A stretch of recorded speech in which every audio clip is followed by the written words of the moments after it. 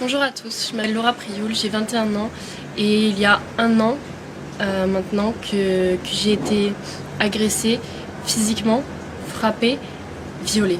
Ça fait un an que je me cache des médias, un an que je me cache de tout le monde, mais que tout le monde parle de moi. Je n'ai jamais parlé parce que je ne voulais pas faire le buzz, parce que j'avais peur, parce que je ne veux pas entendre parler de moi comme ça, parce que je me sens vraiment salie par cette histoire. Tout le monde est au courant, tous mes amis, toute ma famille, tout le monde sait ce qui s'est passé pour moi. Et c'est vraiment très dur à accepter. Donc maintenant, je vais être cash et je vais vous dire ce qui s'est passé sans vraiment rentrer dans les détails.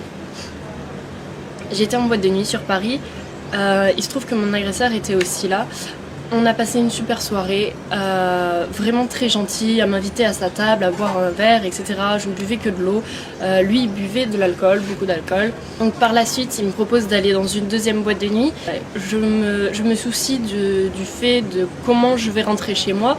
Il me dit qu'il a des chauffeurs privés, qu'il me fera ramener, etc. Donc très bien. On part pour cette deuxième boîte de nuit.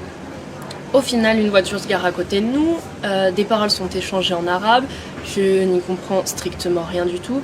Je demande à mon agresseur ce qui se passe et il m'explique qu'on va finir en fait la soirée dans un hôtel, dans l'hôtel de son ami, parce que la boîte de nuit n'est pas très bien. Soit. Étant déjà dans le taxi, envie de continuer à m'amuser avec cette personne, envie de découvrir vraiment qui c'est, etc. J'accepte le fait d'aller dans cet hôtel. Donc on arrive à l'hôtel, nous sommes 4 personnes, une fille, un homme, mon agresseur et moi. Donc dans cet hôtel, nous continuons à faire la fête, à s'amuser, à rigoler, à regarder des vidéos. On a dû quitter la chambre d'hôtel en fait parce qu'on faisait du bruit et il nous a dit oui, dans ma chambre d'hôtel on peut y aller, on peut faire du bruit, j'ai tout l'étage, personne nous entendra, alors on peut continuer là-bas. Donc très bien, on décide de tous aller là-bas. Donc je demande à la fille si elle vient et au mec, ils me disent que oui, qu'ils doivent parler avant, qu'ils vont arriver, qu'ils prendront un autre taxi. Donc nous on descend, on prend un premier taxi, on va à l'hôtel, persuadés que les personnes allaient nous rejoindre à l'hôtel pour continuer cette fête, on va dire. J'y vais sereinement. Donc une fois dans la chambre, on met de la musique, on continue à danser, à faire la fête et on était proches et à un moment on s'est tous les deux embrassés en fait. Et il a voulu me rembrasser et j'ai tourné la tête et ça lui a pas plu. Je me suis fait frapper d'un coup et je n'ai pas vraiment compris ce qui se passait sur le moment parce que dans ma tête tout était beau et tout se passait bien. J'ai voulu me défendre et cette personne m'a refrappée. Je n'arrivais rien à faire, rien du tout. Il était vraiment trop fort pour moi, sur moi, à me frapper. Et cette personne a fini par me violer. Donc après m'avoir frappée et violée, je me suis enfermée dans la salle de bain. Il fallait que je retourne dans la chambre parce qu'il y avait mon téléphone, je devais prévenir quelqu'un, je devais appeler quelqu'un, il me fallait de l'aide. Je ne pouvais rien faire et je suis rentrée dans la chambre. Il se trouve qu'il était normal. Il me demandait mais pourquoi tu pleures, pourquoi tu t'es blessée, qu'est-ce que tu as fait, est-ce que tu veux de la glace. Il a appelé pour qu'on m'emmène de la glace. Vraiment très bizarre. Une autre personne complètement. Et du coup je prenais mes affaires doucement, j'essayais de me rhabiller doucement pour pas réveiller la bête en lui, on peut dire. Et après avoir pris mes affaires, je lui ai regardé dans les yeux et je lui ai dit mais tu es un monstre parce que je devais le dire et c'était vraiment très bizarre comme action on peut dire. Et après lui avoir dit que c'était un monstre, il m'a poussé violemment sur le lit et a arraché mon vêtement qui était vraiment tout arraché. J'étais vraiment sans t-shirt. Il a essayé de me revioler en me touchant, étant couché sur moi, sauf que j'ai saisi sa gorge pour le stopper en fait. Je l'ai étranglé et il en a fait de même, il m'a étranglé aussi, mais il serrait tellement fort que je n'arrivais vraiment plus à respirer. Et honnêtement, je vais vous dire, j'ai eu vraiment très peur pour ma vie, j'ai eu vraiment peur de finir comme ça parce que je ne pouvais plus respirer. Je voyais noir, des étoiles, je venais de recevoir je ne sais combien de coups et je venais de me faire violer. Je me suis dit que c'était fini pour moi. Sauf que j'ai réussi à basculer mon agresseur du lit en l'étranglant et en le poussant et j'ai réussi à m'enfuir de la chambre en courant.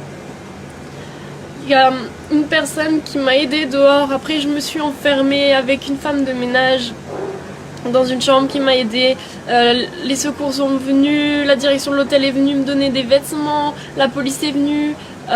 Lui était enfermé dans la chambre, ils l'ont embarqué au poste de police, on m'a embarqué au poste de police, on nous a embarqués au même dans 2 voitures séparées pour pas qu'on se recroise, etc. Arrivé au poste de police, j'ai porté plainte, on va dire, mais ce n'était même pas réfléchi de ma part. Au poste de police, on m'a dit bah voilà, qu'est-ce qui se passe? J'ai tout dit et j'ai pas eu le temps de réfléchir, de savoir si je voulais porter plainte, si je voulais pas porter plainte, ce que je voulais faire, ce que je voulais pas faire. J'ai pas eu le temps de tout ça. Donc après avoir porté plainte, j'ai été emmenée à l'hôpital pour soigner mes blessures, pour me faire des tests ADN, faire des tests alcoolémie, faire des tests pour la cocaïne, faire toutes sortes de tests. J'y suis allée le jour même, j'y suis retournée le lendemain. J'ai eu un médicament à prendre pendant 1 mois qui me détruisait l'estomac, vraiment pour pas avoir de maladie, etc. Parce que oui, cette personne ne s'est pas protégée, bien évidemment. Quand j'étais chez moi, je me pliais de douleur tellement ce cachet me faisait mal. Et c'était dur. Je n'arrivais pas à le dire à ma mère. Parce que c'est trop dur de dire quelque chose de tel à sa mère. Ma mère qui a toujours voulu me protéger, qui a toujours voulu me mettre en garde, qui a toujours été là pour moi. Le fait de lui dire « Maman, j'ai été frappée, j'ai été violée », c'est juste pas possible pour moi.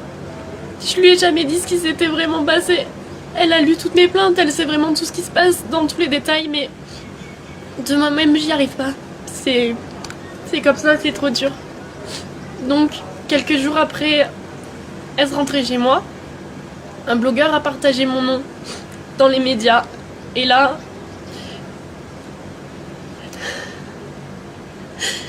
j'ai toute ma vie, on peut dire, qui s'est écroulée ce jour-là. Parce que on a commencé à m'insulter. On a commencé à me traiter de tous les noms. On a commencé à me menacer de mort. On a commencé à me menacer de tout ce que vous voulez.